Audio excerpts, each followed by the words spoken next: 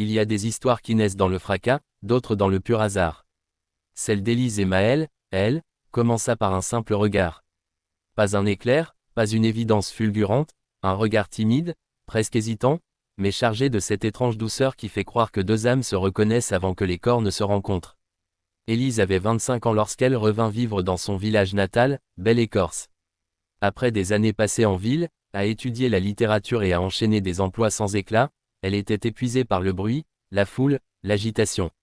Elle rêvait d'air pur, de paysages qu'on connaît par cœur, d'un endroit où les saisons ont une voix.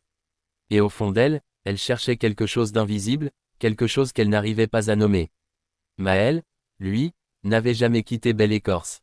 Ébéniste dans l'atelier de son père, il vivait entouré de bois, de silence et de nature.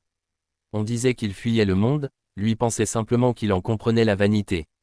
Il parlait peu, mais ses mots étaient toujours choisis, polis comme les pièces qu'il sculptait.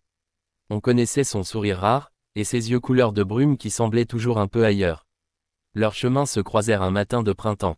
Une bourrasque fit s'envoler l'un des brouillons d'Élise, la feuille atterrit au pied de Maël, qui sortait de son atelier. Il la ramassa, observa rapidement l'écriture, puis leva les yeux. « C'est à vous, je crois. » Elle sourit, remercia, dit que c'était un brouillon d'histoire. « Alors c'est une histoire qui veut être lue, répondit-il. Elle rit, et ce fut tout. Mais parfois, 3 mots suffisent à ouvrir une porte invisible. Les jours suivants, ils se croisèrent encore. Au marché, au café, près de la rivière. À chaque rencontre, leurs échanges, timides mais sincères, tissaient un fil presque imperceptible entre eux. Élise aimait la façon dont Maël parlait du bois comme d'un être vivant, et la sérénité qu'il dégageait. Maël, lui, se surprenait à penser à elle en travaillant, à sa voix discrète, à la mélancolie douce qui l'entourait. Un soir, ils se retrouvèrent près de la vieille librairie. Élise expliqua qu'elle marchait souvent jusqu'à la rivière, son endroit préféré. « Vous venez avec moi ?» demanda-t-elle. Maël répondit oui, sans réfléchir. Ils marchèrent côte à côte, sans se toucher, mais déjà liés par quelque chose de calme et puissant. Assise au bord de l'eau, Élise confia qu'enfant, elle écrivait ici, persuadée que la rivière emportait ses peurs. « On voit tout, dans une rivière, même ce qu'on n'ose pas dire, » murmura Maël. Et pour la première fois, elle se sentit vraiment vue. Les semaines passèrent ainsi, doucement. Ils apprirent à se connaître sans se presser. Parfois ils se chamaillaient, elle, trop impulsive. Lui, trop silencieux, mais toujours ils revenaient l'un vers l'autre. Leur lien grandissait comme une braise que l'on nourrit chaque jour. Un soir d'été, Élise frappa à la porte de l'atelier. Elle entra, troublée. « J'ai peur, avoua-t-elle. Peur de m'attacher, peur de rester, peur de découvrir que je suis faite pour ce village, ou pour toi. » Maël posa ses outils, s'approcha. « Moi aussi, j'ai peur, dit-il doucement. Tu es un pas vers un monde que je ne connais pas.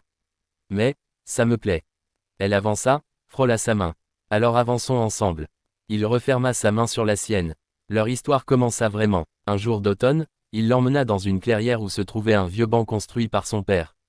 Il disait que l'amour, c'est comme ce banc, il faut le réparer quand il craque, le protéger quand il pleut, s'y asseoir chaque fois qu'on peut.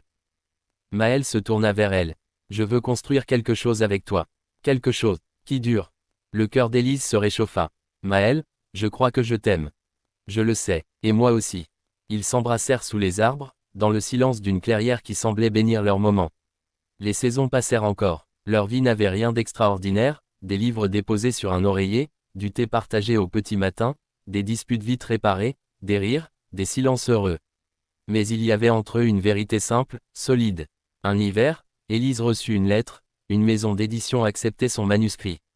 Son rêve d'enfant. Elle hésita, déchirée entre partir et rester. « Tu dois y aller, dit Maël. C'est ton histoire. Moi, je serai là quand tu reviendras. » Elle lut dans son regard une certitude qui lui donna le courage de partir. Quelques mois plus tard, au printemps, elle revint à Belle-Écorce. Maël l'attendait près de la rivière. Dans sa main, une petite boîte en bois qu'il avait sculptée. Inside, un anneau simple, taillé dans du noyer. « Ce n'est pas une demande officielle, dit-il. Juste ma façon de te dire que je veux continuer avec toi.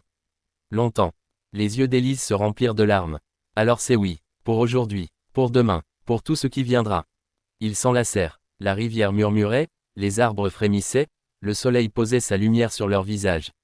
Ce n'était qu'un instant, mais c'était leur éternité.